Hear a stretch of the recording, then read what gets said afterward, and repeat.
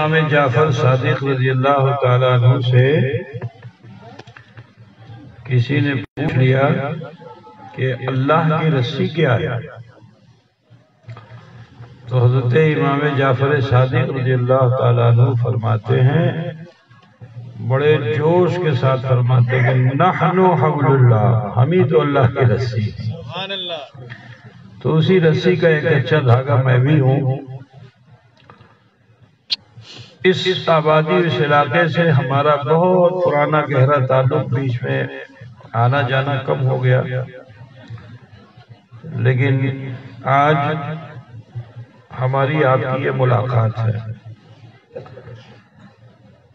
سلسلہ اشرفیہ وہ سلسلہ ہے کہ جس سلسلے میں تمام سلسلوں کا مجموعہ ہے۔ جو اشرفی ہو جاتا ہے وہ قادری، چشتی، نقشبندی، سہروردی سب ہو جاتا ہے۔ بڑے خوش نصیب وہ لوگ ہیں جو سلسلہ اشرفیہ سے وابستہ ہوتے ہیں۔ کسی سلسلے میں اتنے اغواص نہیں ہیں جتنے سلسلہ اشرفیہ میں غوث ہیں۔ تو آپ بہت خوش نصیب ہیں کہ اس سلسلے سے وابستہ ہونا پسند کر رہے ہیں، لیکن صرف مرید ہونا ہی تک باقی مت رکھیے، جو ہدایات دی جائیں اس پر عمل بھی کیجئے، تو سونے پر سہاگا ہوگا۔ تو لہذا جیسے میں پڑھوں ویسے آپ سب بھی پڑھ لیں۔ بسم اللہ الرحمن الرحیم۔ یا اللہ یا رحمان یا رحیم، دل مارا کن مستقیم بحق ایاک نعبد و ایاک نستعین۔ بسم اللہ الرحمن الرحیم۔ لا الہ الا اللہ محمد رسول اللہ، اللہ ہی معبود ہے، محمد رسول اللہ صلی اللہ علیہ وسلم اللہ کے سچے رسول ہیں۔ استغفر اللہ ربی من کل ذنب واتوب الیہ۔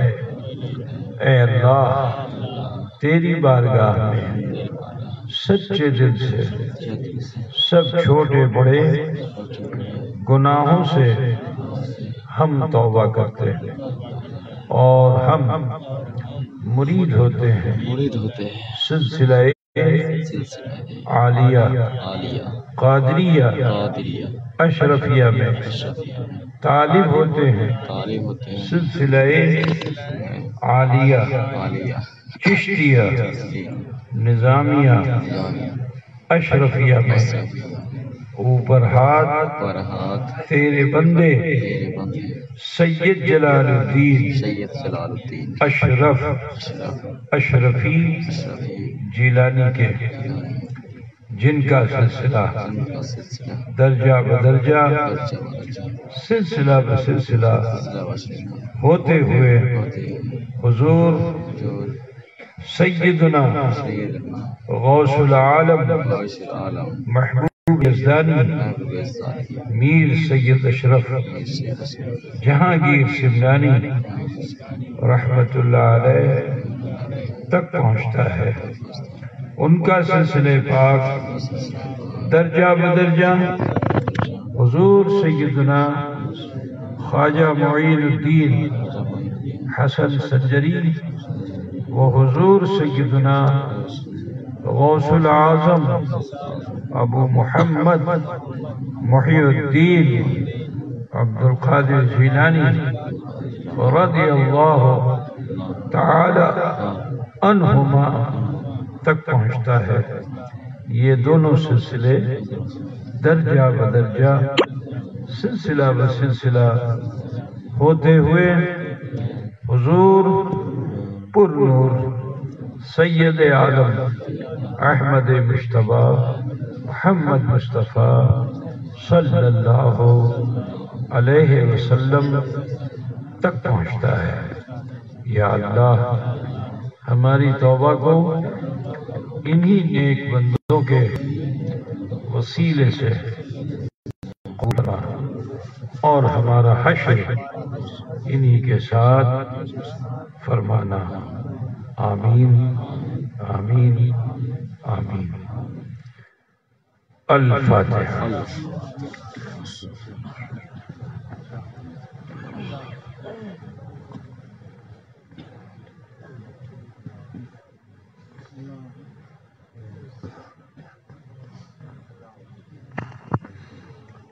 سرورا شاہا کریمہ دستگیرہ اشرفا، حرمت روح پیمبر یک نظر کن سوئے ماں، لی خمسۃ نطفی بہا حر الوباء الحاتمہ، المصطفى والمرتضى وابناهما والفاطمہ، وصلی اللہ تعالی علی خیر خلقہ ونور عرشہ ومظہر لطفہ محمد وآلہ واصحابہ اجمعین برحمتک یا ارحم الراحمین بحق لا الہ الا اللہ محمد رسول اللہ۔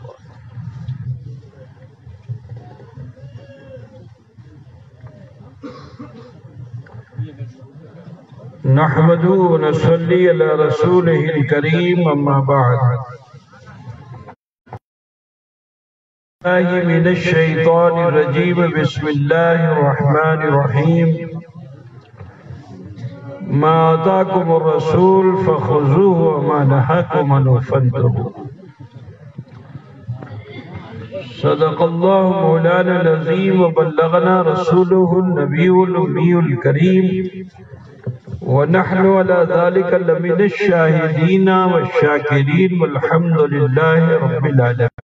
فرمانے والی خواتین اسلام، عزیز بچوں، نوجوان ساتھیوں، حصول سعادت و برکت کے لیے عقیدت و خلوص کے ساتھ آئیے ہم اور آپ مل کر آقائے نامدار، مدنی تاجدار، غریبوں کے غمخوار، صاحب ابرار و خیار، سید عالم نور مجسم جناب محمد رسول اللہ صلی اللہ تعالی علیہ وآلہ وسلم کی بارگاہ بےکس پناہ میں جھوم کر ہدیہ درود پاک پیش فرما لیں۔ اللہم صلی علی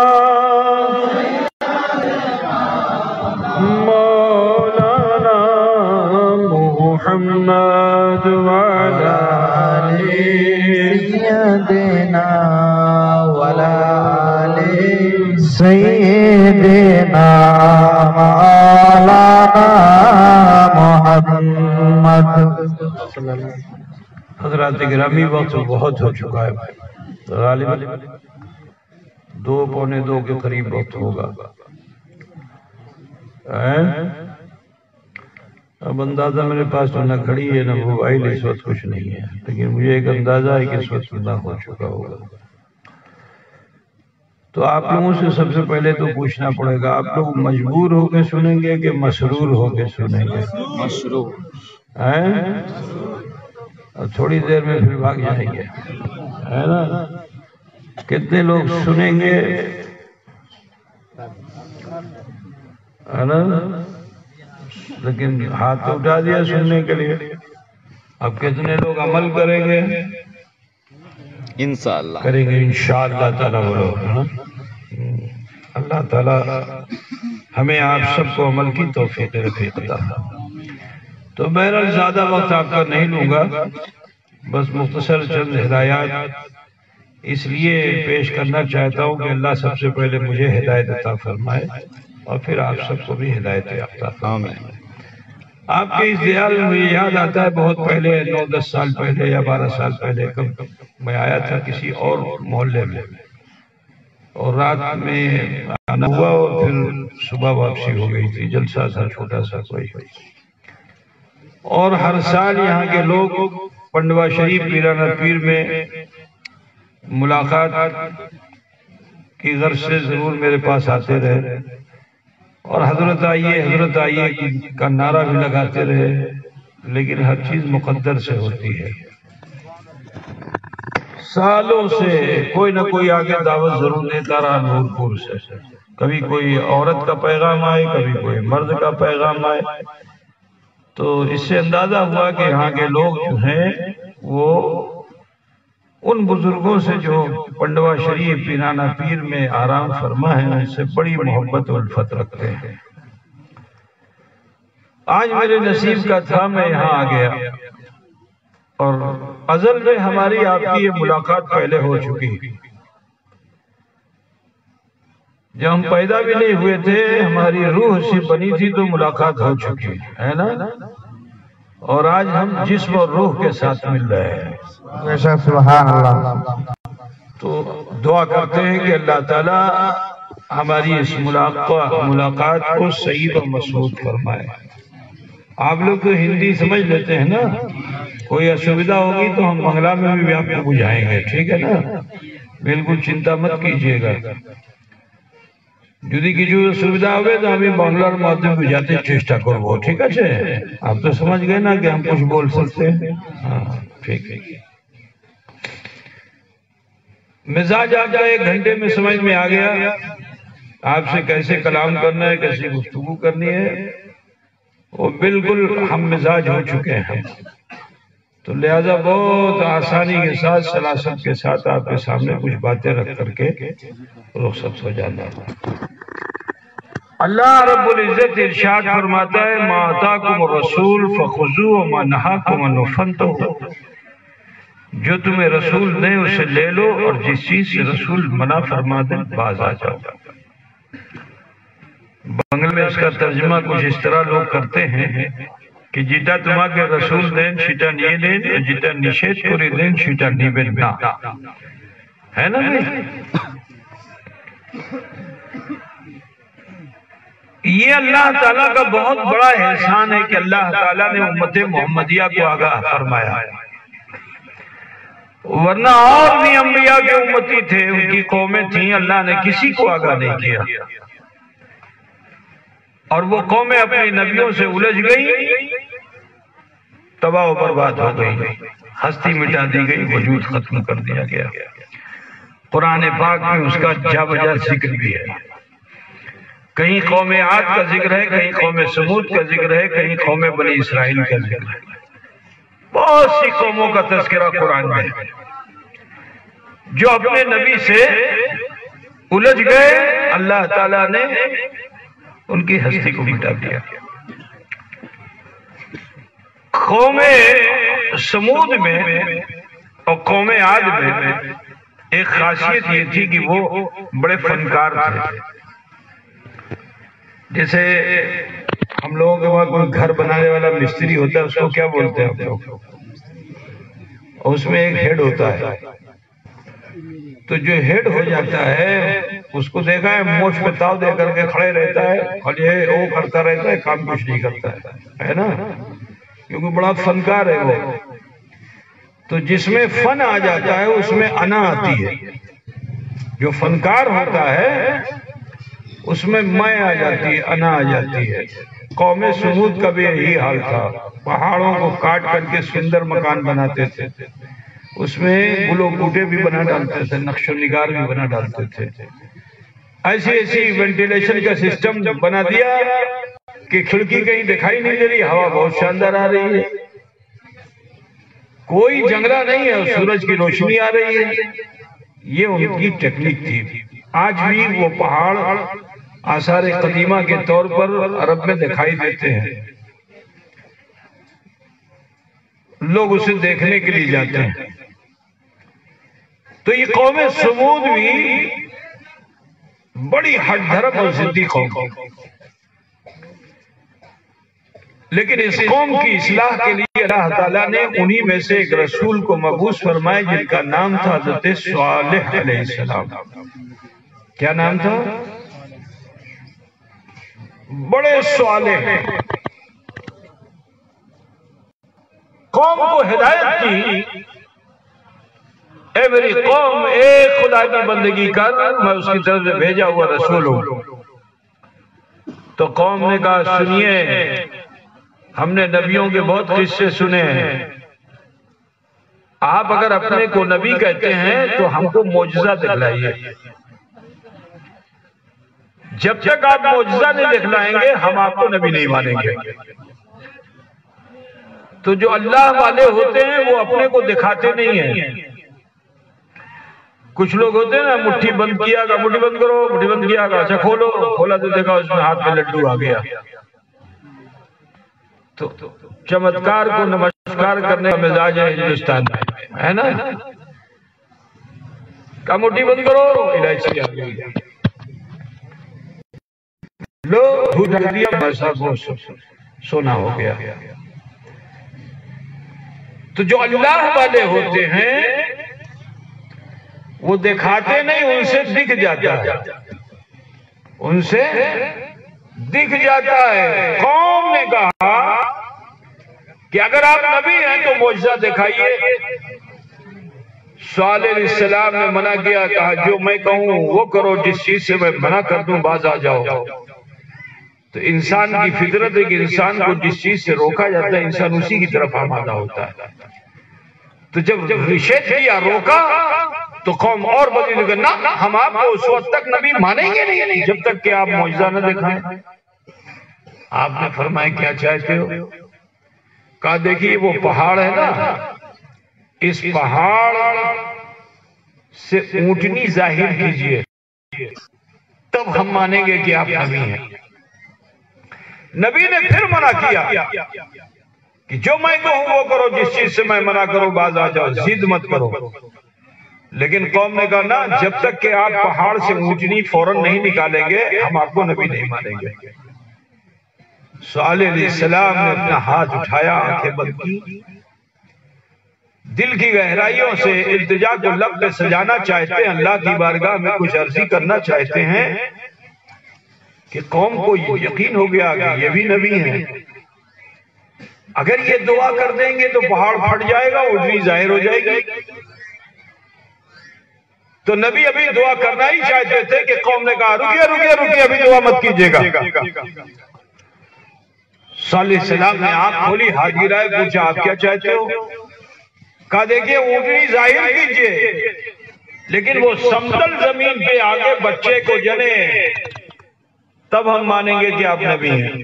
نبی نے پھر منع کیا، لیکن جب نہ مانے تو پھر ہاتھ اٹھا دیا دعا کے لیے، آنکھ بند کی، التجا کرنا چاہتے اللہ کے حضور۔ قوم کو پھر یقین ہو گیا کہ یہ نبی اگر دعا کر دیں گے تو ایسا بھی ہو سکتا ہے۔ کہا ٹھہریے ابھی دعا مت کیجیے گا، ہم کچھ اور کہنا چاہتے ہیں۔ صالح علیہ السلام نے پھر آنکھیں کھولی، ہاتھ گرایا، قوم سے پوچھا کیا چاہتے ہو؟ کہا دیکھیے پہاڑ سے ایک ایسی اونٹنی نکالیے جو دنیا میں آئے، سمتل زمین پہ آگے بچے کو جنے مگر کالی سفید ہو۔ کیسی ہو؟ Black and white. اونٹ دیکھا ہے کہ نہیں آپ لوگ؟ پہلے زمانے میں آپ لوگوں کے علاقے میں لوگ اونٹ کی منت مانتے تھے، ابھی مانتے ہی نہیں مانتے پتہ نہیں۔ ابھی چانچل میں بہت بڑا اونٹ کا ہاتھ لگتا تھا، اب لگتا ہے کہ نہیں لگتا ہے؟ اب نہیں لگتا، پہلے لگتا تھا، کچھ دنوں پہلے، کچھ سالوں پہلے لگتا تھا، ابھی بھی لگتا ہے۔ کہاں لگتا ہے؟ چانچل میں لگتا ہے؟ اونٹ، ارے تو ہم اونٹ کہہ رہے ہیں، ہاتھ تو لگتے ہی بھائی، ہاتھ تو تمہارے گاؤں میں بھی لگ جاتا ہے۔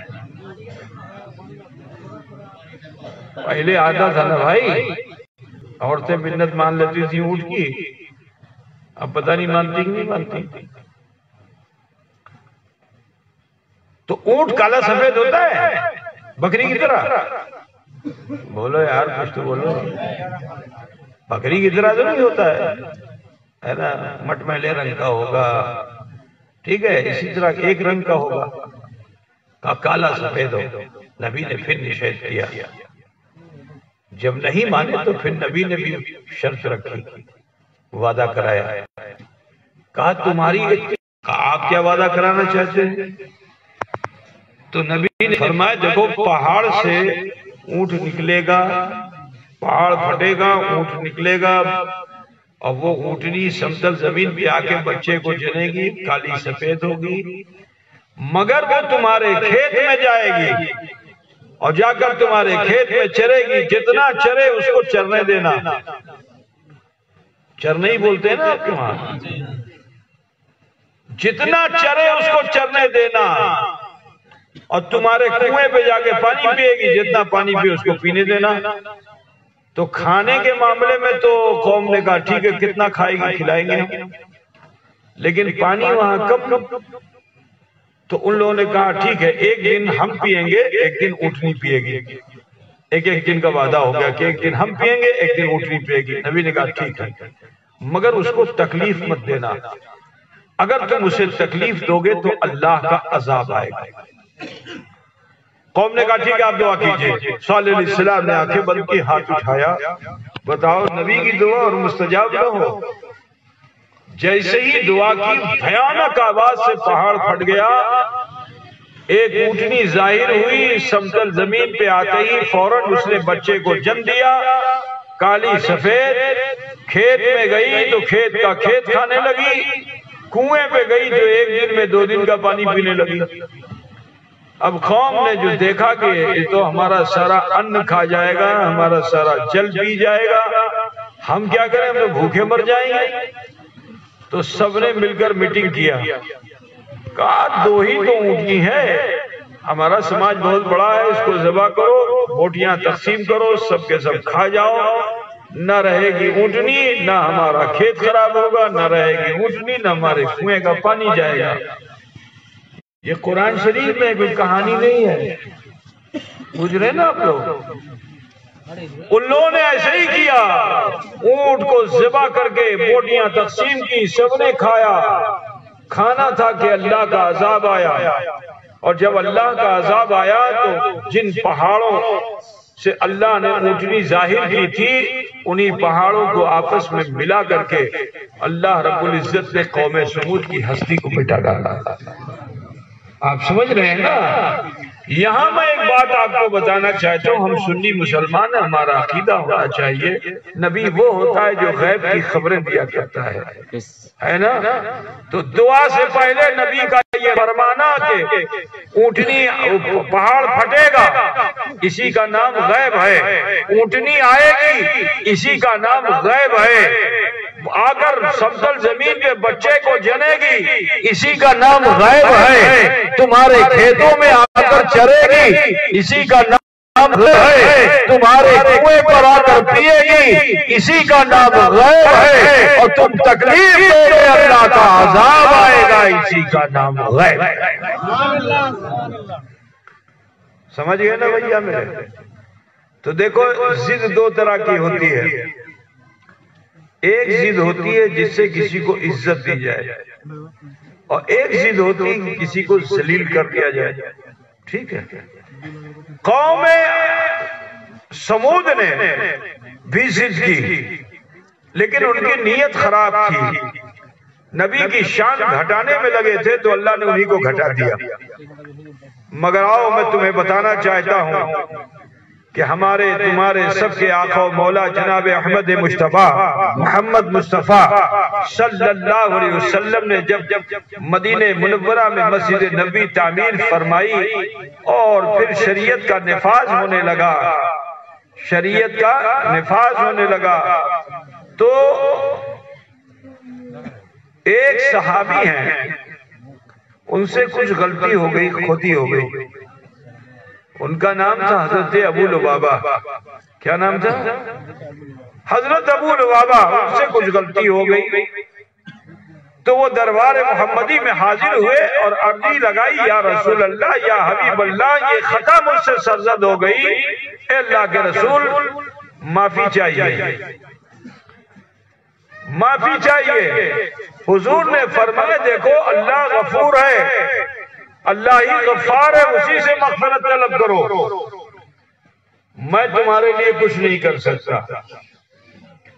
حضرت ابو لبابہ مچل گئے، عرض کیا یا رسول اللہ جب تک میری خطا معاف نہیں ہوگی میں مسجد نبی سے گھر نہیں جاؤں گا، اپنے کو اسی کھمبے سے باندھ کر رکھوں گا. تو کھجور کا تنا جس پہ مسجد نبی کی چھت تھی اسی کھمبے سے اپنے کو رسیوں سے باندھ لیا، اور 1-2 دن نہیں 3 شبانہ یوم اسی ضد پہ لگے رہے، جب تک نبی معاف نہیں کریں گے میں گھر نہیں جاؤں گا. আমি বাড়ি যাব না, এখানে আমি দাঁড়িয়ে থাকবো। ذرا سوچو حضور صلی اللہ علیہ وسلم تو رحمت للعالمین ہے.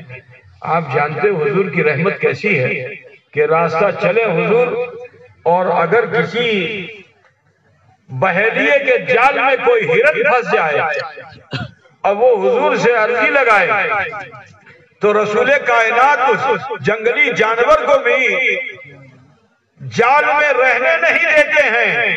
رسول کائنات صلی اللہ علیہ وسلم اس کی آزادی کا پروانہ اسے عطا فرما دیتے ہیں. تو جو جانور پر اتنا مہربان ہو اپنی امت پہ کتنا مہربان ہوگا. ابو لبابہ کھمبے سے بندھے ہوئے ہیں. حضور صبح دیکھتے ہیں، شام دیکھتے ہیں، دوپہر دیکھتے ہیں، فجر ظہر عصر مغرب عشاء میں دیکھتے ہیں، تہجد میں دیکھتے ہیں. کوئی ملنے کے لیے آ جائے حضور مسجد میں آئے تو دیکھتے ہیں. کہیں وقت بھیجنا ہے حضور حجرے سے باہر نکل کر کے آئے تو دیکھتے ہیں. دن میں بار بار ابو لبابہ کو دیکھ رہے ہیں مگر رسول پاک ان کے لیے دعا نہیں فرما رہے ہیں. اس کی وجہ کیا ہے؟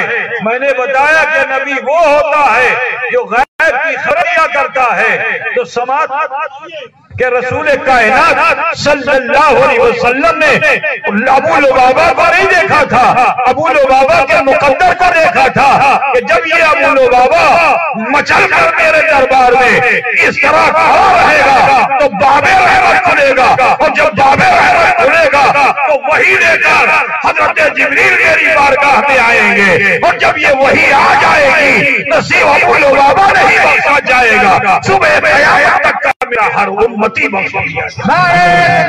نعرہ رسالت، فیضان مقدور سنہ، فیضان حضور اشرف الاولیاء، دامن حضور تاج الاولیاء، دامن حضور تاج الاولیاء، نعرہ تکبیر، نعرہ رسالت. وَأَنَّهُ بِالظِّلْمِ وَالْفَضْلِ يَوْمَ إِلَى آخِرِ.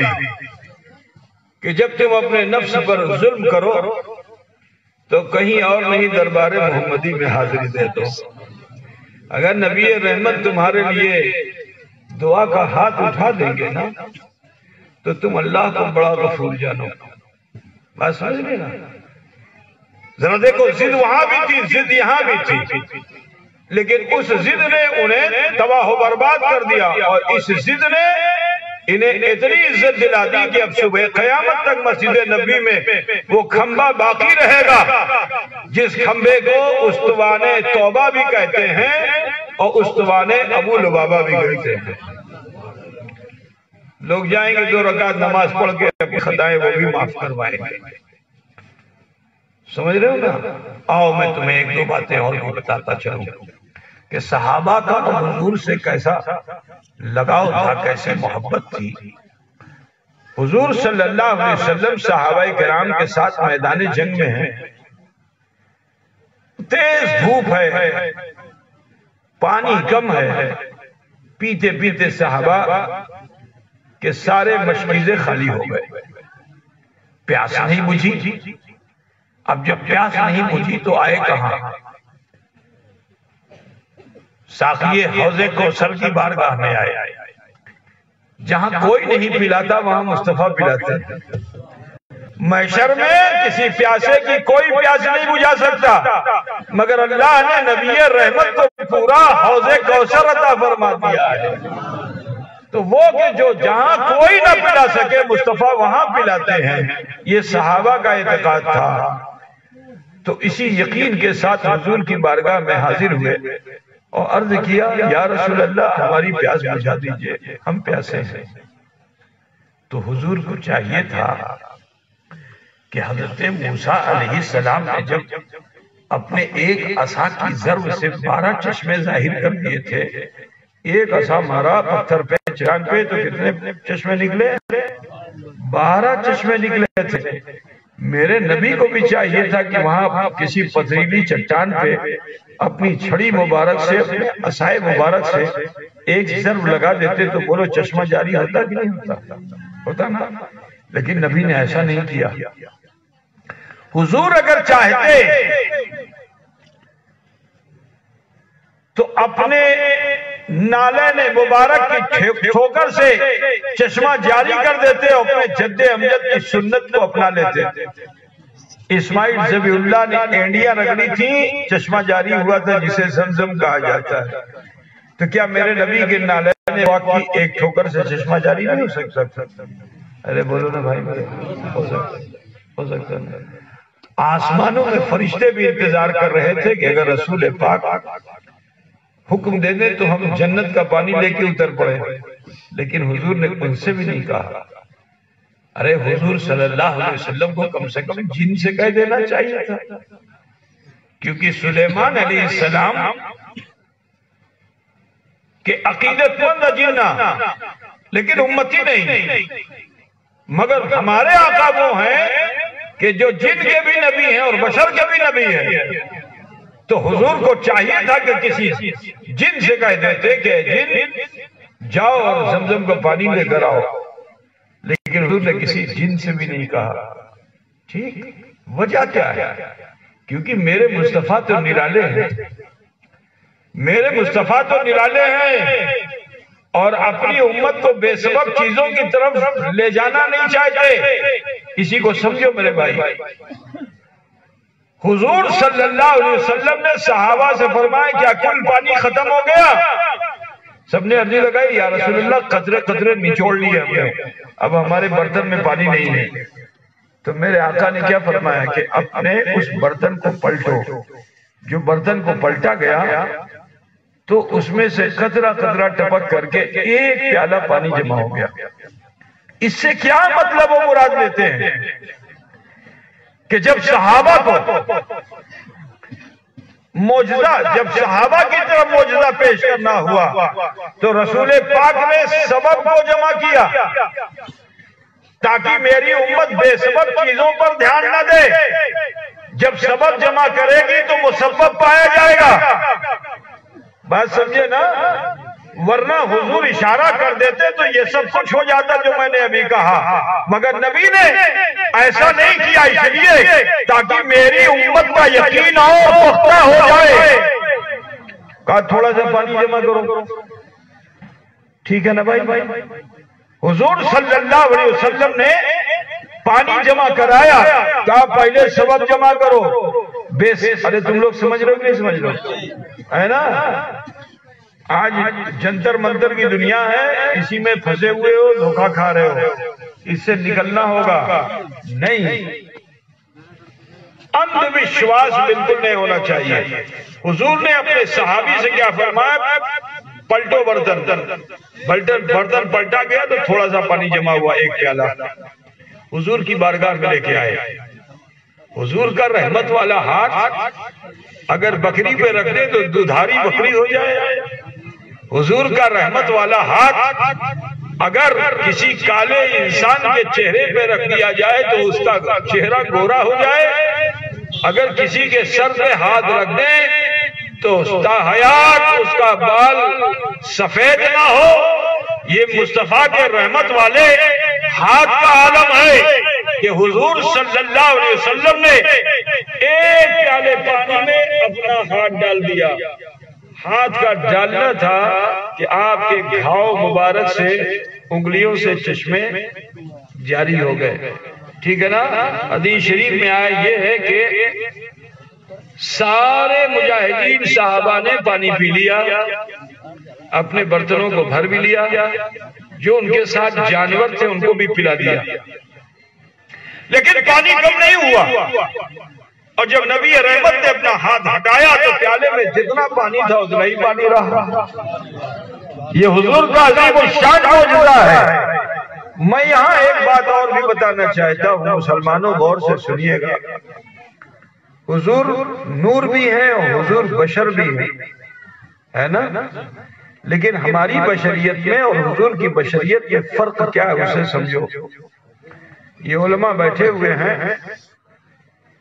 ان سے پوچھئے کہ اگر ایک پیالے پانی میں کسی کی انگلی چلی جائے تو فقہ کی زبان میں وہ پانی کیا ہوگا؟ تو یہ مولانا حضرات فوراً کہیں گے وہ پانی مستعمل ہو گیا، ٹھیک ہے نا؟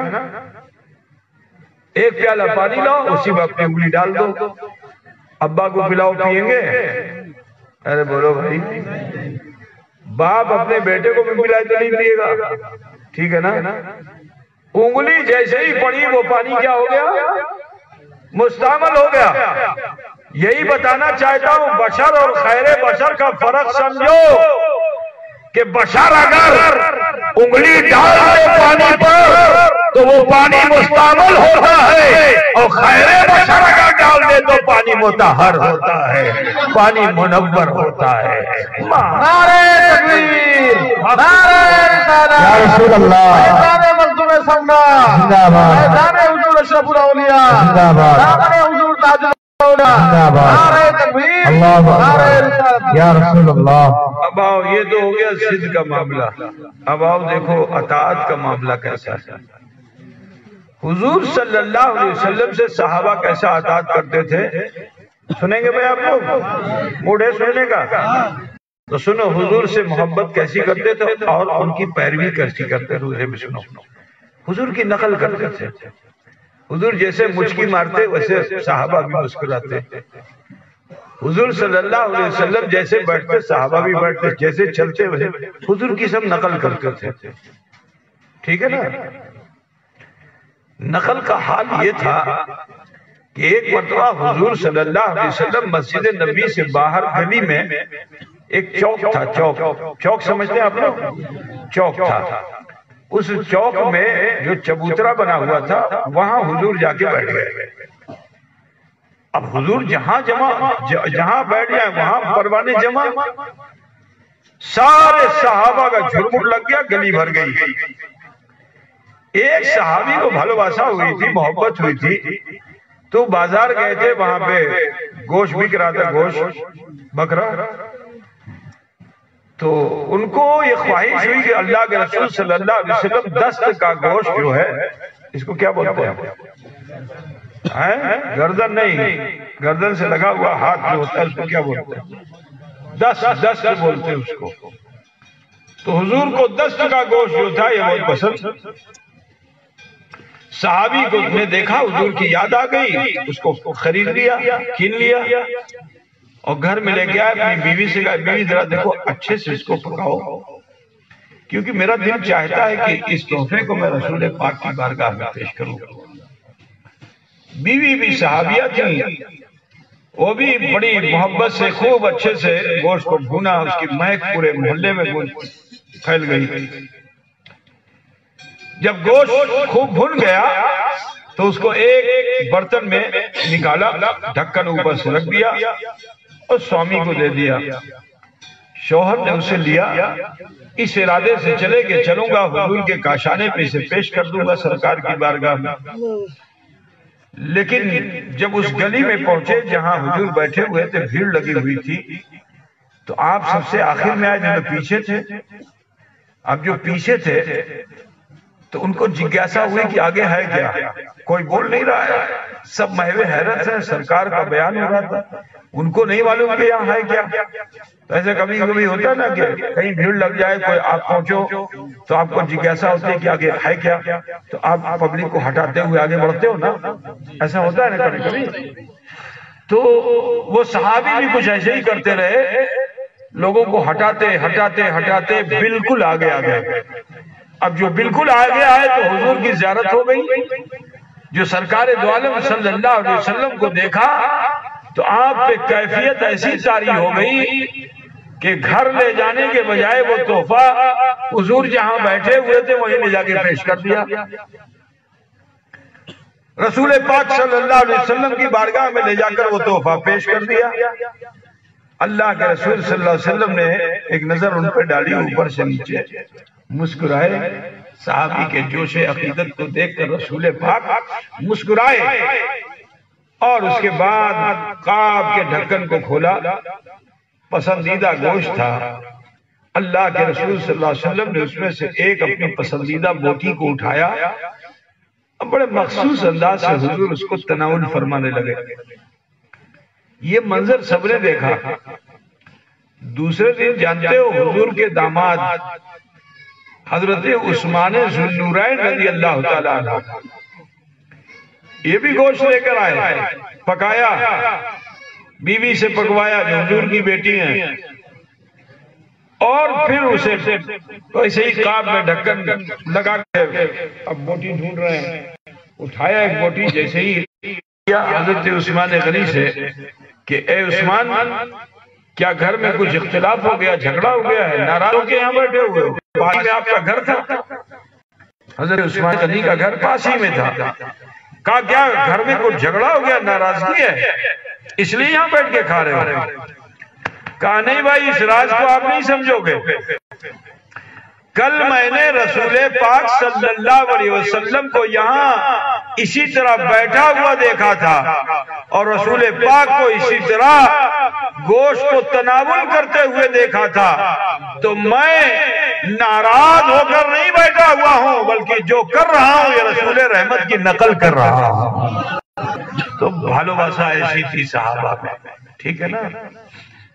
آپ کو میں بتاؤں کہ حضور سے کیسی محبت جب شریعت کا نفاذ ہونے لگا، زیادہ لمبی بات نہیں کروں گا میں، اور جو کچھ میں عرض کر رہا ہوں علماء بیٹھے ہیں صرف حدیث کی روشنی میں بیان کر رہا ہوں میں، ٹھیک ہے نا؟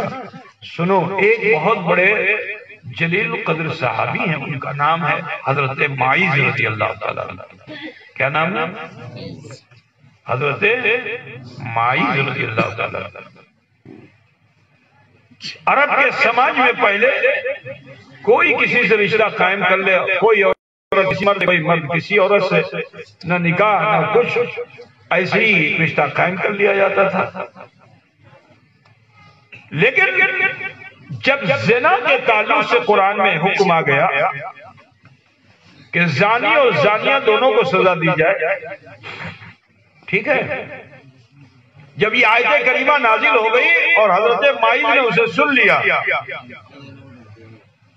لیکن 2 دن 3 دن کے بعد ذہن سے وہ بات نکل گئی اور عرب کی تہذیب کے مطابق چند سکوں میں کسی عورت سے رشتہ قائم کر لیا، قائم کیا تو اسی سمے ان کو خیال آ گیا کہ یہ تو حکم آ چکا ہے، میں نے تو بہت بڑی بھول کی ہے، نہ جانے میرے لیے کیا سزا ہوگی۔ یہ سوچا حضرت معیذ نے، تو جب حضرت معیذ نے یہ سوچا تو بڑے بے چین ہوئے۔ آخرکار دل نے کہا کہ بے چین کیوں ہوتے ہو؟ جب راحت قلب و جان تمہارے درمیان ہے تو چلو نا دربار محمدی میں چل کے اپنا فیصلہ کرا لو، جو سزا لینی ہے اسی دنیا میں لے لو، محمد کے ہاتھوں سے سزا لوگے تو سزا میں مزہ ہے، اللہ سزا دے گا تو اس کی سزا میں ہمیشگی اور دوام ہے۔ تو حضرت معیذ بارگاہ رسالت پناہی میں حاضر ہوئے۔ اب جب رسول کائنات صلی اللہ علیہ وسلم کی محفل میں حاضر ہوئے تو حضور کا ایک معمول تھا کہ آپ خطاب کرتے اور پھر بیٹھ جاتے، تقریر کرتے اور پھر بیٹھ جاتے، اس درمیان لوگ سوال کرتے، پوچھتے، جگاسا کرتے۔ تو جب رسول پاک خاموش ہوئے بیٹھ گئے تو حضرت معیذ کھڑے ہوئے اور دی لگائی، یا رسول اللہ، یا حبیب اللہ، میں آپ سے کچھ عرض کرنا چاہتا ہوں۔ ہمیں کچھ عرض کرتے چاہیے، حضور تو غیبداں ہیں، دل کا حال جان لیا، حضور اپنی امت کی خطاؤں کو بھی ظاہر نہیں فرمانا چاہتے، آپ نے کہا بیٹھ جاؤ بیٹھ جاؤ، اللہ غفور ہے۔ حضرت معیذ بیٹھ تو گئے لیکن دل کو چین نہ ملا، تھوڑی دیر کے بعد پھر کھڑے ہو گئے، پھر عرض لگائی، یا رسول اللہ میں کچھ عرض کرنا چاہتا ہوں۔ میرے آقا نے پھر ان سے فرمایا کہ بیٹھ جاؤ، اللہ بڑا غفور ہے۔ 2 بار 3 بار، حتیٰ کہ جب 4تھی مرتبہ کھڑے ہوئے تو حضور نے ارشاد فرمائے، کیا کہنا چاہتے ہو؟ تو حضرت معیذ نے عرض کیا، رسول اللہ مجھ سے یہ گناہ سرزد ہو گیا، زنا سرزد ہو گئی۔ تو فوراً یہ قلم نہیں اٹھایا۔ آج کل کے عدیم الفرصت مفتی صاحبان جلدی سے قلم اٹھا کر کے فتوے دے دیتے ہیں اور بعد میں ان کو رجوع بھی کرنا پڑتا ہے نا؟ حضور صلی اللہ علیہ وسلم نے لوگوں سے پوچھا، کیا ان کا دماغ خراب ہو گیا؟ صحابہ سے پوچھا، کیا ان کا دماغ ہوش و حواس میں ہے کہ نہیں ہے؟ یا رسول اللہ ہوش و حواس میں۔ حضور صلی اللہ علیہ وسلم نے فرمایا کہ اچھا جو یہ کہہ رہے ہیں احوال معلوم کر کے آؤ۔ صحابی کو بھیجا کہ جاؤ حال معلوم کر کے آؤ۔ صحابی گئے حال معلوم کرنے کے لیے، لوٹ کے آیا یا رسول اللہ جو یہ کہہ رہے صحیح ہے. پھر جا کے رسول پاک صلی اللہ علیہ وسلم نے ان پر حکم رجم لگایا کہ انہیں لے جاؤ چوراہے پر کھڑا کر کے پاتھر مارو. صحابہ جو ان کے چاہنے والے تھے، ماننے والے تھے، اے بھیا او لال ٹی شرٹ بیٹھ جاؤ زیادہ دیر ہمارا نہیں ہے. وعدہ کرایا تھا میں نے تو وعدہ نبھاؤ تھوڑی دیر نا، کیونکہ آخری ٹائم میں تو لائے بیٹھ جاؤ. اب بہت شارٹ میں بس 10 منٹ زیادہ اپنی بات ختم کر دوں گا. تو سماعت فرمائیے، کسی صحابی نے سفارش نہیں کی. مثال کے طور پر آپ کے امام صاحب کے پاس آپ کا بچہ پڑھتا ہو اور بچے نے غلطی کیا تو ماں باپ رشتہ دار اس کی سفارش میں آ جاتے ہیں، دیکھیے یہ چھوڑ دیا، آئندہ ایسی غلطی نہیں کرے گا، ہے نا؟ ہوتا ہے نا. اپنا جو رشتہ دار ہوتا ہے اس سے ہمدردی ہوتی ہے، جو ہمدردی ہوتی ہے کوئی غلطی کرتا ہے تو یہاں تک وہ آدمی کہہ دیتا ہے اس سے معافی نہیں منگواتا، خود ہی کہتا ہے اچھا اس کے بجائے ہم معافی مانگتے ہیں. یہاں تک کہہ دیتا ہے کہ ہم اس کی طرف سے معافی مانگتے ہیں. ایسا بولتے ہیں نا سماج میں، ہے نا؟ لیکن ذرا دیکھو، حضرت مائز کے ساتھی بھی تھے، عزیز بھی تھے، دوست بھی تھے، لیکن جب حضور نے حکم شرع نافذ کر دیا تو کسی نے بھی یہ نہیں کہا کہ یا رسول اللہ یہ پہلی غلطی ہے معاف کر دیجئے. نہیں، حضور کا حکم ہوا تو لوگوں نے اپنے ہاتھوں میں پتھر اٹھا لیے. اب انہوں نے مائز کو نہیں دیکھا، حکم رسول کو دیکھا. انہوں نے یہ نہیں دیکھا کہ میرا رشتہ دار ہے، میرا بھائی ہے، میرا دوست ہے. نہیں، یہ دیکھا شرع نافذ ہو چکی ہے. تو جب اس میں حکم شرع نافذ ہو چکی ہے تو صحابہ پتھر لے کر کے کھڑے ہو گئے، یہاں تک کہ رجم کیا گیا، پتھر مارے گئے. اب جو پتھر مارا گیا تو حضرت مائز پہ جب چوٹ لگتی نا تو بھاگتے تھے اور کوئی راستہ ڈھونڈتے تھے کہ مل جائے تو میں بھاگوں. تو صحابہ کا جوش یہ تھا کہ جس گلی کی طرف ہو جاتے نا تو ڈھیر سارے صحابہ جا کے گلی کو گھیر لیتے تھے کنگن باندھ کر کے کہ ادھر سے بھاگنے نہ پائے. تو وہ دوسری طرف بھاگ کر پھر پتھر پڑتا، یہاں تک کہ حضرت مائز شہید ہو گئے. اب جب حضرت مائز شہید ہو گئے تو جن کو ذمہ داری حضور نے دی تھی پتھر مارنے کی نا، ہوتا ہے نا کسی آدمی کو اگر ذمہ داری دے دی جائے تو جب کام کر کے آتا ہے نا بڑا موچ پہ تاؤ دے کے سینہ تان کر کے آتا ہے نا. تو حضور کی بارگاہ میں یہ صحابہ جب پہنچے تو انہوں نے آ کر حضور سے عرض لگائی یا رسول اللہ یا حبیب اللہ ہم نے اس کا کام تمام کر دیا، شہید ہم نے ان کو اتنے پتھر مارے کہ مائز کا انتقال ہو گیا. حضور کی آنکھوں میں آنسو آ گیا. صحابہ جوش میں تو تھے ہی، انہوں نے عرضی لگائی یا رسول اللہ یا حبیب اللہ، لیکن مائز اپنی جان بچانے کے لیے راستہ تلاش کرتے تھے، مگر یا رسول اللہ ہم نے کسی راستے پہ ان کو جانے نہیں دیا، جس راستے پہ وہ جاتے تھے ہم نے ان کو روک لیا، یہاں تک کہ وہ انتقال کر گئے. تو جانتے ہو میرے رسول نے کیا فرمایا؟ کیسے رحیم مصطفیٰ ہے، کیسے رؤوف مصطفیٰ ہے کہ جب صحابہ نے یہ فرمایا کہ راستے پہ جانا چاہتے تھے ان لوگوں نے جانے نہیں دیا تو میرے رسول نے فرمایا کہ میرے صحابہ تم نے ایسا کیوں کیا؟ ارے مائز جس راستے پہ بھی چلا جاتا اللہ اس کے گناہوں کو بخش دیتا، اللہ اس کے گناہوں کو بخش دیتا. بات سمجھ رہے نا؟ لیکن مدینے میں چرچا ہو گئی کہ مائز کو جنت ملے گی کہ دوزخ ملے گی، جنت ملے گی کہ دوزخ ملے گی، جنت ملے گی. ہوتا ہے نا کبھی کبھی کوئی گنڈا بدماش مر جائے تو اس کی قبرستان میں بھی قبر کے پاس بھی بیٹھ کے لوگ چرچا کرتے ہیں بڑا اچھا ہوا مر گیا، پورا محلہ پاک ہو گیا، ہے نا؟ اور اگر کوئی نیک آدمی مرا، مسجد بنانے والا مر گیا تو لوگ افسوس کرتے ہیں کہ بڑا افسوس ہو گیا، بڑا دانی آدمی تھا، مسجد بنوا دیا تھا اس نے، ہے نا؟ سماج کے کاموں میں حصہ لیتا رہتا تھا، مر گیا بیچارہ، تو افسوس بھی کرتے ہیں. حضرت مائز کے تعلق سے بھی مدینے میں چرچا جنت ملے گی، دوزخ ملے گی، جنت ملے گی، دوزخ ملے گی. یہاں تک کہ مسجد نبوی میں بھی آ گئے. جب صحابہ حضور کے آنے میں دیر ہوئی تو صحابہ آپس میں چرچا کرنے لگے.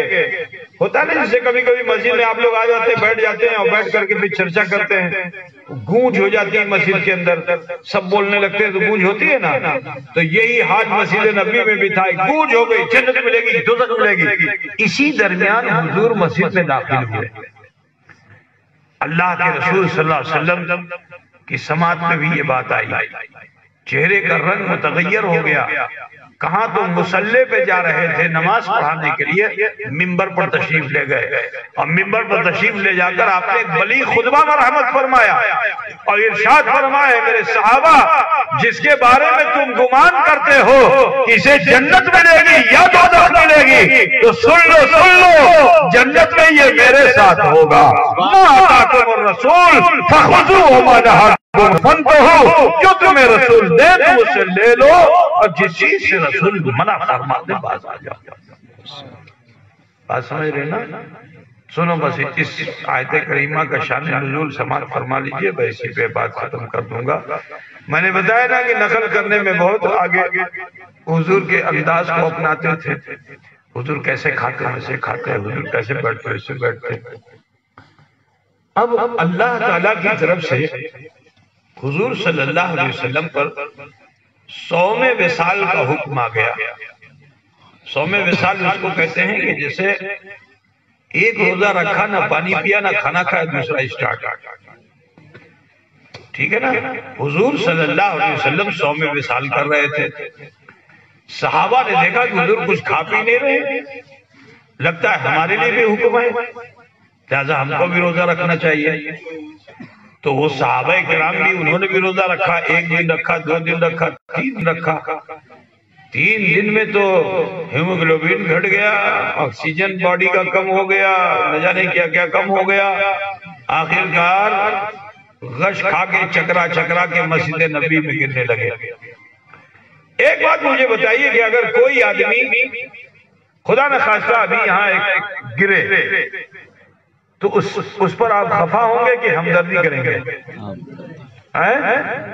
کوئی اگر گر جائے تو ہمدردی کریں گے نا. مسجد نبی میں تو صحابہ ڈھیر ہو رہے تھے، تو حضور کو تو چاہیے تھا کہ جاتے پانی ڈالتے، چھیٹا ڈالتے اور اپنے صحابی کے سر پہ پیار سے ہاتھ ڈالتے، ہے نا، سلاتے، اسے بیدار کرتے، اس کے ہوش کو دور کرتے، بے ہوشی کو دور کر کے ہوش میں لاتے حضور. لیکن جانتے ہو حضور نے اس وقت کیا، بے ہوش ہونے لگے تو حضور خفا ہو گئے، جلال میں آ گئے. اور حضور اتنے جلال میں آ گئے کہ فرماتے ایوکم مثلی، کون ہے میرے مثل، میرے برابر کون ہے؟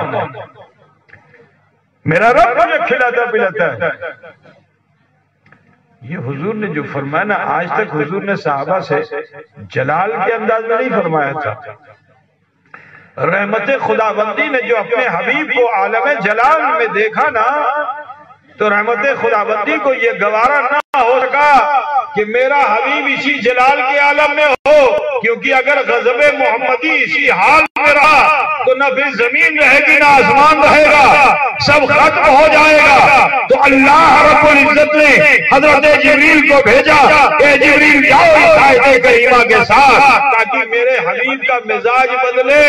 تو اللہ تعالیٰ نے حضرت جبریل کو بھیجا اور جبریل تشریف لائے اور اس آیت کریمہ کو پیش کیا کہ ما آتاکم الرسول فخذوہ وما نہاکم عنہ فانتہوا، جو تمہیں رسول دے تم اسے لے لو، اور جس چیز سے رسول منع فرما دے باز آ جاؤ. جیٹا تمہارے رسول دیں چھیٹا نینے اور جیٹا نشیش کوری دیں چھیٹا نیبین بنا. لیکن آج مسلمانوں ذرا اپنے دل پہ ہاتھ رکھ کر دیکھو، ہم کتنا ہیں کہ جو مصطفیٰ جان رحمت کی شریعت پہ عمل کر رہے ہیں. آج ہماری بے عملی کے سبب ہی پہلے تو چھوٹے چھوٹے عذاب آ رہے تھے، کہیں پلیگ آیا تو کسی گاؤں میں آیا، دوسرے گاؤں میں نہیں آیا. کہیں سونامی آئی تو دوسرے ملک میں نہیں آئی. لیکن ابھی آپ نے سنا ہوگا، اللہ کا شکر ہے میں نے معلوم کیا تو آپ کا علاقہ محفوظ رہا، خدا کرے محفوظ رہے، ہے نا. لیکن پوری دنیا پریشان ہوئی کہ نہیں ہوئی؟ بولیے.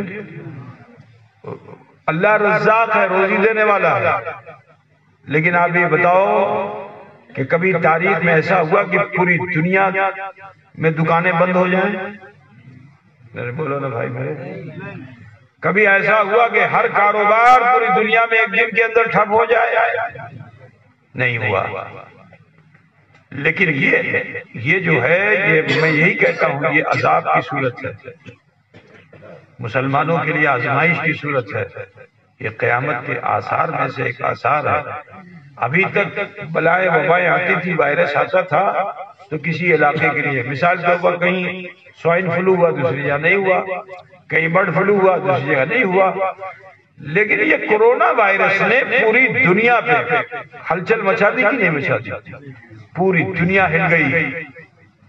تو ابھی تک تو عذاب، چھوٹے چھوٹے عذاب آ رہے تھے، لیکن اب عالمی سطح پر عذاب آ رہا ہے، اور اللہ تعالیٰ ایک چھوٹے سے کیڑے کے ذریعے پوری دنیا کو ڈرا رہا ہے۔ نہ جانے کتنے لوگ موت کے گھاٹ اتر گئے، نہ جانے کتنے ایسے بھی ہوئے کہ جن کو نہ کفن مل سکا، نہ غسل ہو سکا، نہ جنازہ اٹھ سکا، بڑی قسم و پرسی میں ان کا انتقال بھی ہوا، اور پھر ان کی تدفین بھی اسی حال میں ہوئی۔ میں نہیں کہتا کہ وہ گنہگار تھے، نہیں، مومن تھے، ضرور بخشے جائیں گے، لیکن وہ ہمارے لیے درس عبرت ہے۔ وہ اچھے تھے جو کالی پولیتھین میں گئے، لیکن وہ ہمارے لیے درس عبرت ہے، کیونکہ ہم نے شریعت کو چھوڑ رکھا ہے۔ اے مسلمانوں، آپ سب سے کہنا ہے، اپنی تہذیب کو بدلیے، اپنے معاشرے کو بدلیے، خوف خدا رکھیے۔ قیامت کبھی بھی آ سکتی ہے، اور جب آئے گی نا تو بتا کے نہیں آئے گی، ایک ہی پل میں سب ختم۔ حدیث پاک کا مفہوم میں آپ کے سامنے رکھ دوں۔ حضور صلی اللہ علیہ وسلم نے ارشاد فرمایا کہ قیامت جب آئے گی تو ماں اپنے بچے کو دودھ پلا رہی ہوگی، وہ پستان سے اپنا منہ ہٹا بھی نہیں پائے گا، اور قیامت آ جائے گی۔ یہ حدیث میں نے جو پڑھی نا، تو میں نے کہا اس کی مثال حضور نے کیوں دی؟ تو میں نے جب تحقیق کیا تو پتہ یہ چلا کہ جو بچے ہوتے ہیں، بچے، چھوٹے بچے فیڈنگ کرنے والے، چاہے وہ جانور کا بچہ ہو چاہے انسان کا بچہ ہو، وہ بڑا چوکنا رہتا ہے جس وقت وہ دودھ پیتا ہے، وہ بہت چوکنا رہتا ہے۔ اگر ایک ایسے بھی شبد ہو جائے تو کٹ سے ایسا منہ ہٹاتا ہے، کوئی دیکھتا ہے کوئی نہیں دیکھ پاتا ہے، بہت کانشیس ہوتا ہے بچہ، ٹھیک ہے، چاہے وہ جانور کا بچہ ہو، چاہے وہ بکری کا بچہ ہو، چاہے انسان کا بچہ ہو، بہت کانشیس ہوتا ہے جس میں وہ فیڈنگ کرتا ہے، دودھ لیتا ہے۔ تو حضور نے کیا فرمایا کہ قیامت آئے گی اتنی صورت سے کہ بچہ اپنے ماں کے پستان سے منہ ہٹا بھی نہیں پائے گا، اور قیامت آ جائے گی۔ ایک اور حدیث سامنے آئی، وہ یہ کہ حضور صلی اللہ علیہ وسلم ارشاد فرماتے ہیں کہ جب قیامت آئے گی تو حال یہ ہوگا کہ ماں اپنے شیر خوار بچے کو، جسے وہ گود سے لگا کے سینے سے لگا کے رکھتی ہے، اس شیر خوار بچے کو، دودھ پینے والے بچے کو بے دردی سے پھینک دے گی کہ میری جان بچ جائے۔ سننے آپ لوگ، بے دردی سے پھینک کر اپنی جان بچانا چاہے گی وہ ماں، لیکن عزیزو اس کی بھی جان نہیں بچے گی۔ کل من علیہ فان، سبھی کو موت آنی ہے، مرنے کے بعد ہمیں تمہیں اٹھایا جائے گا، اپنے اعمال کے حساب سے ہمیں پل صراط سے گزرنا ہوگا۔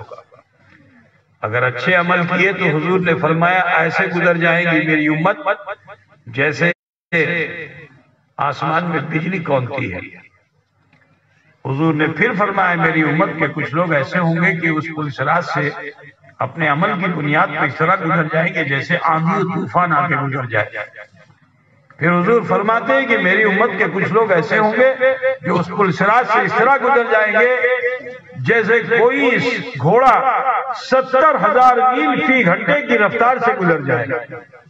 اور آخر میں رسول کائنات فرماتے ہیں لیکن میری امت کے کچھ لوگ ایسے بھی ہوں گے کہ جو سرین کے بل گھسٹتے ہوئے پار ہوں گے، کچھ تو ایسے ہوں گے کہ زخمی ہو کر کٹ کر جہنم میں چلے جائیں گے۔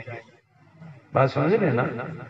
اس وقت میرے رسول اپنی امت پر اتنا کرم فرمائیں گے، اتنا بے چین ہوں گے حضور کہ آقا فرماتے ہیں کہ میں سجدے میں چلا جاؤں گا، اور جب سجدے میں جاؤں گا تو وہاں اپنے رب سے عرضی لگاؤں گا، رب سلیم رب سلیم رب سلیم، یہاں تک کہ رب تعالیٰ اپنے حبیب پر رحم و فضل فرمائے گا اور اللہ رب العزت ارشاد فرمائے گا، ارفع راسک، اپنے سر کو اٹھاؤ، اشفع تو شفع، اے حبیب جس کی شفاعت آپ فرما دیں گے اسے بخش دیا جائے گا۔ حضور سجدے سے سر اٹھائیں گے، اسی وقت ایک فرشتہ حاضر ہوگا، اس کے ہاتھ میں ایک پیالہ ہوگا، اس پیالے میں پانی ہوگا، وہ حضور سے عرضی لگائے گا، یا رسول اللہ یہ آپ کی امت پر جو جہنم کے شعلے بھڑکے ہوئے ہیں اور وہ اپنی لپٹ میں لیے ہوئے ہیں، اے اللہ کے رسول اس پیالے کے پانی کا چھینٹا ماریے۔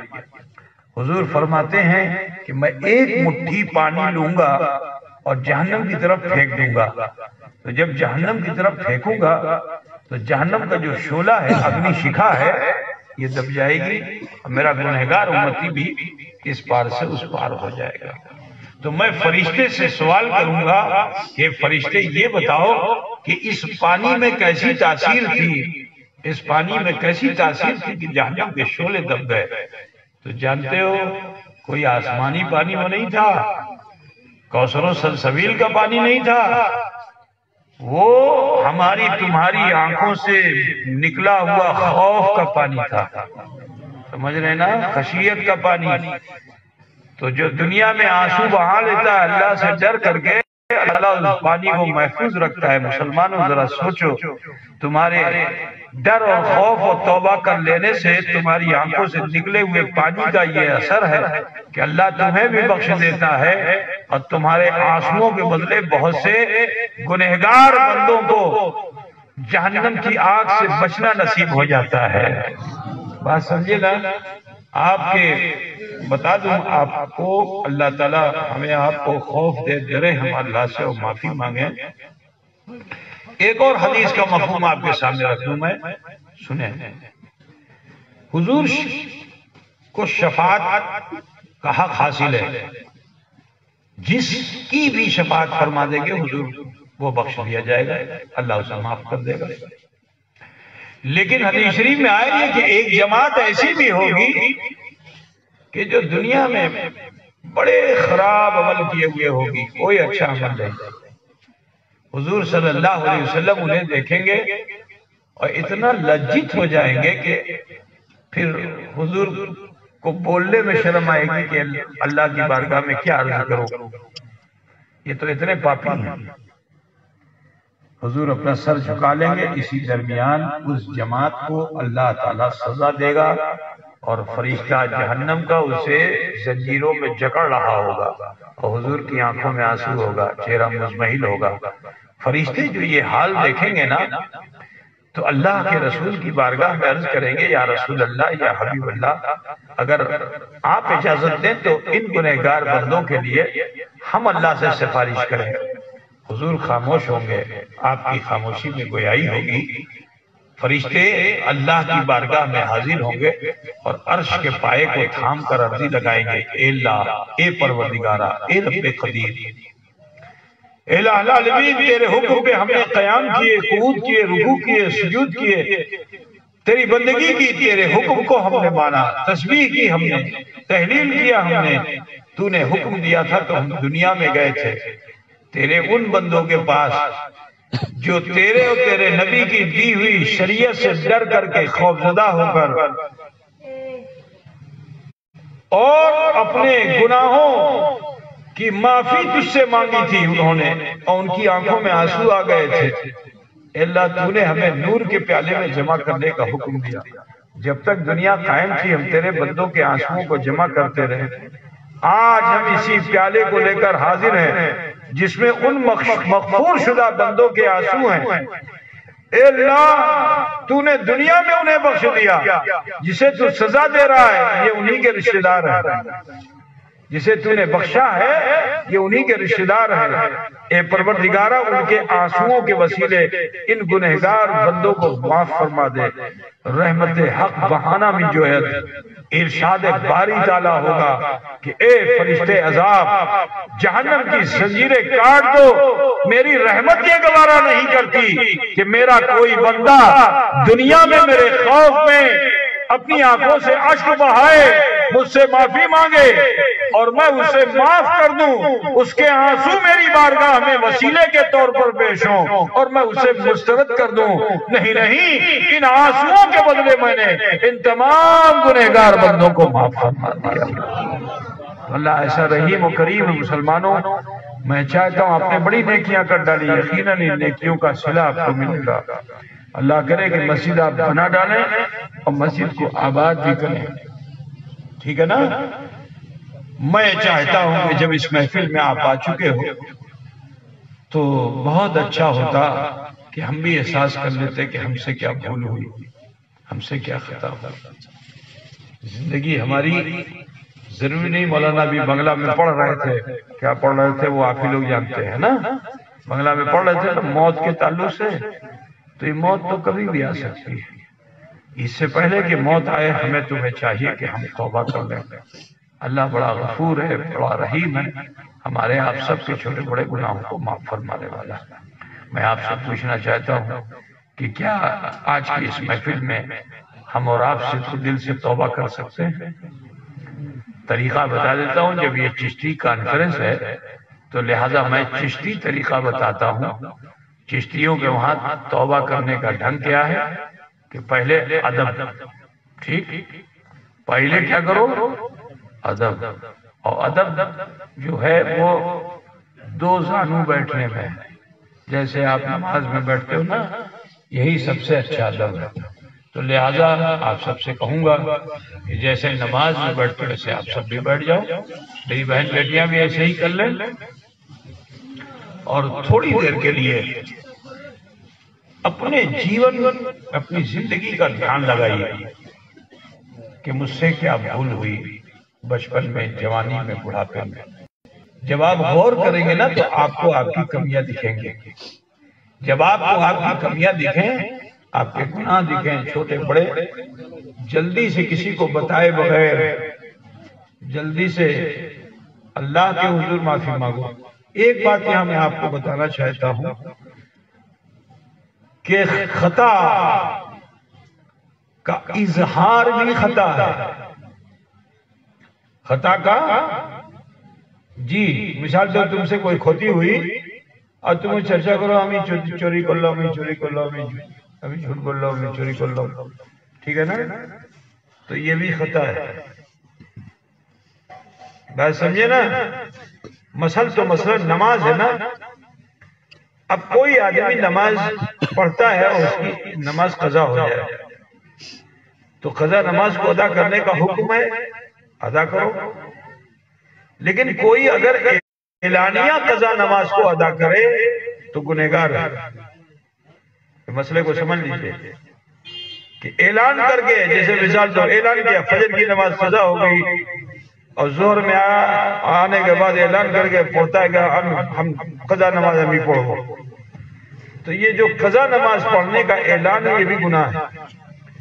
جیسے عید بقرعید میں کچھ لوگ اعلان کر دیتے ہیں کہ بھائی جس کی قضا ہو گئی نماز کھڑے ہو کے نماز پڑھ لو۔ اب ایک دو نہیں 200 300 آدمی کھڑے ہو کر کے، نہ جانے کتنے لوگ کھڑے ہو کر کے قضا نماز ادا کرتے ہیں۔ تو مسئلہ سن لیجئے، قضا نماز کا بھی اعلانیہ قضا ادا کرنا یہ بھی گناہ ہے، ٹھیک ہے نا؟ ہوئی ہے قضا، چھپ کے ادا کرو، قضا نماز کو چھپ کے ادا کرو۔ خدا بجھ گیا کہ نہیں بجھ گیا؟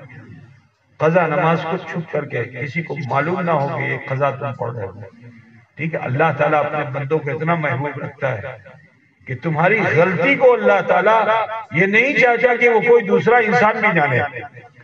تم نے غلطی کی، خدا نے دیکھا ہے، وہ یہی چاہتا ہے کہ میرا بندہ صرف میری بارگاہ میں اپنی خطا کو پیش کرے، اپنے گناہ کو پیش کرے۔ یہ جو سمے ہے نا، اللہ تعالیٰ پورے سال یہ رات کا تیسرا پہر ہے، صبح ہونے والی ہے نا، اللہ تعالیٰ آسمان دنیا پہ نزول اجلال فرماتا اپنی شان کے لائق، اور وہاں سے ندا دیتا ہے کہ میرے بندے اٹھ مجھ سے مانگ، تجھے میں روزی دوں گا، اے میرے بندے اٹھ مجھ سے مانگ، تیری طلب سے سوا تجھے دوں گا۔ سوچ رہے ہو تم؟ اللہ اتنا رحیم و کریم ہے کہ تم سے اتنا قریب ہو کر کے اور تمہیں ندا دیتا ہے۔ آج ہم اور آپ بڑے خوش نصیب ہیں، یہ تو ہمارے سونے کا ٹائم تھا، لیکن آج اس محفل نے ہمیں جگا کے رکھا ہے۔ یوں کہہ لو کہ آج اللہ کا بڑا انعام ہمارے ساتھ ہے، اس سے اچھا موقع ملے گا نہیں۔ سچے من سے توبہ کر لو اور عہد کرو خود سے کہ امی بھول کرو نا، شریعتر مدھے جٹا حکم ہوئے شٹا امی پالن کرو۔ ٹھیک ہے؟ جب آپ یہ نیت اور عہد کر لو گے تو پھر شیطان آپ کو دھوکہ نہیں دے پائے گا۔ صبح کے اجالے میں جب آپ عمل کرو گے تو آپ کا عمل برا عمل نہیں ہوگا، انشاءاللہ نیک عمل ہوگا۔ ٹھیک ہے نا بھائی؟ تو لہٰذا اب طریقہ بتا دیتا ہوں۔ دوزانو آپ بیٹھ چکے ہیں، اپنے ہاتھوں کو باندھ لیجئے نابھی پہ، اور ماں بہن بیٹیاں سینے پہ ہاتھ باندھ لیں، اور تھوڑی دیر کے لیے آنکھیں بند کر کے سر جھکا کر دیکھیں کہ میرا بچپن کیسا، میری جوانی کیسی، میرا بڑھاپا کیسا، اب تک کی زندگی کیسی۔ اگر کوئی بھول خطا گناہ سرزد ہو گئے ہوں تو اسے اکٹھا کر کے ارحم الراحمین کی بارگاہ میں پیش کر دیجئے۔ وہ غفار و غفور ہے، رحمان و رحیم ہے، ہمارے آپ سب کے چھوٹے بڑے گناہوں کو معاف فرمانے والا۔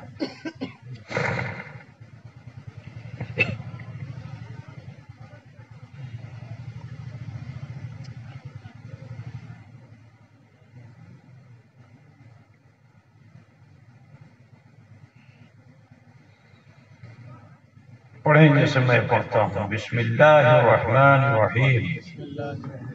زور سے پڑھیے۔ لا الہ الا اللہ محمد رسول اللہ، اللہ ہی معبود ہے، محمد رسول اللہ صلی اللہ علیہ وسلم اللہ کے سچے رسول ہیں۔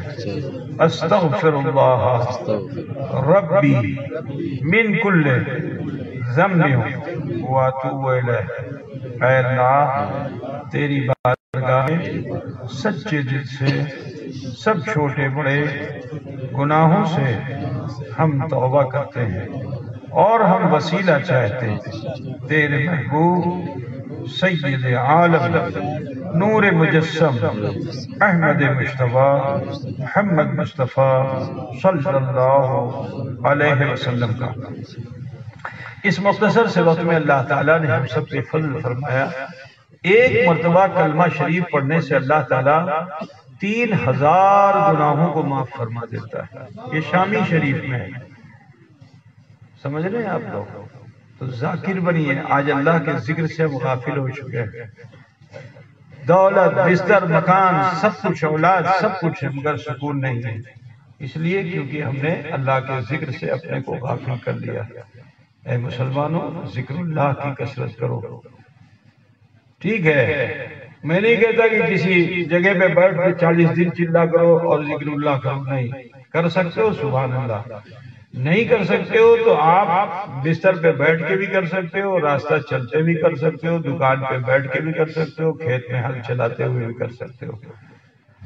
زبانی سے سارا عمل کر یہ پڑھنا ہے، ذکر کرنا ہے، ہاتھ پیر سے کام کرو، زبان سے ذکر کرو، کیا پریشانی ہے؟ لیکن اس کا فائدہ یہ ہوگا کہ اگر آپ کثرت ذکر کرنے لگیں گے نا تو اس کا اثر دل قبول کر لے گا، اور جب دل قبول کر لے گا تو زبان ٹھہرے گی مگر دل نہیں ٹھہرے گا۔ دل پڑھے گا کلمہ لا الہ الا اللہ، الا بذکر اللہ تطمئن القلوب۔ ہوشیار ہو جاؤ، اللہ ہی کے ذکر سے قلوب کو اطمینان حاصل ہوتا ہے، اور ساتھ ہی ساتھ استغفار کے عادی بنو، کیونکہ رسول کائنات صلی اللہ علیہ وسلم ارشاد فرماتے ہیں التائب من الذنب کما لا ذنب لہ، گناہوں سے توبہ کرنے والا انسان ایسا ہو جاتا ہے گویا اس نے کوئی گناہ کیا ہی نہیں۔ بحمدہ تعالیٰ اللہ نے ہمیں یہ توفیق بخشی۔ اب ضروری ہے کہ اپنی توبہ پہ قائم رہنا، برائیوں سے بچنا، نیک عمل کرنا۔ حفاظت چاہتے ہو برائی سے بچنے کی نیت تمہاری ہے، حفاظت چاہتے ہو، تو جس مسجد کو بنانے میں تم محنت کر رہے ہو کہ مسجد اچھے سے اچھے بن جائے گی انشاءاللہ تعالی، لیکن مسجد میں جھاڑ فانوس اور ٹائلز اور ماربل سے مسجد خوبصورت نہیں ہوتی ہے۔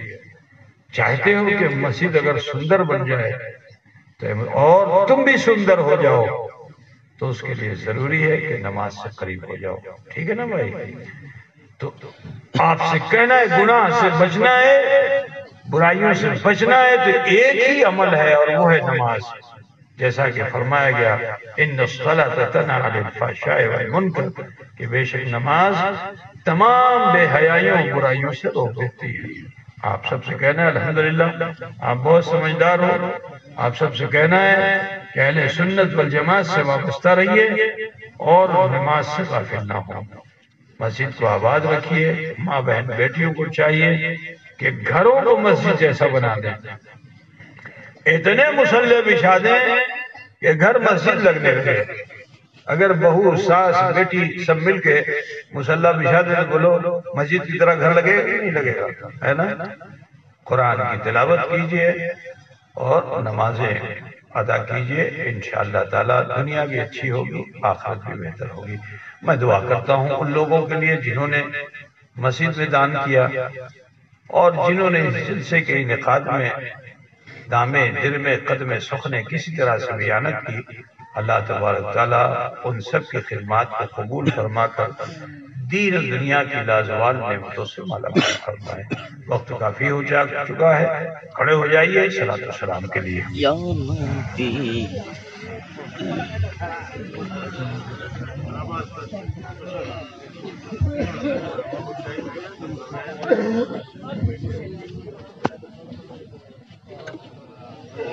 مصطفیٰ جان رحمت پہ لاکھوں سلام، شمع بز میں ہدایت پہ لاکھوں سلام، شہر یار رمتا جدار حرم، شہر یار رمتا جدار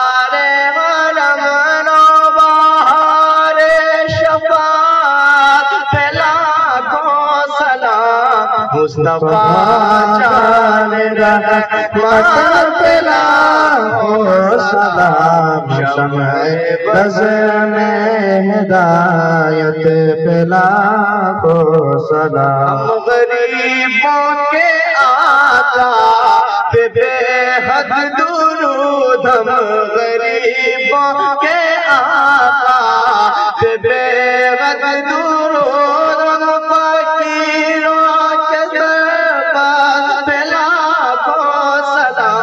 مصطفیٰ جان رحمت پہ لاکھوں سلام، شمع بز میں ہدایت پہ لاکھوں سلام۔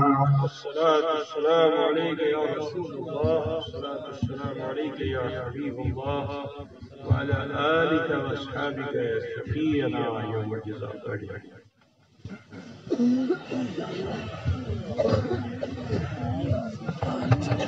بس بس ٹائٹ کرو الٹا بس۔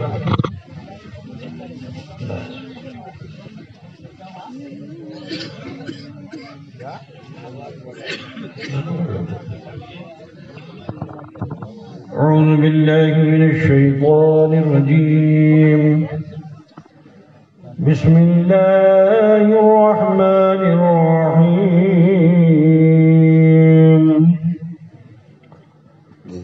قل هو الله أحد الله الصمد لم يلد ولم يولد ولم يكن له كفوا أحد،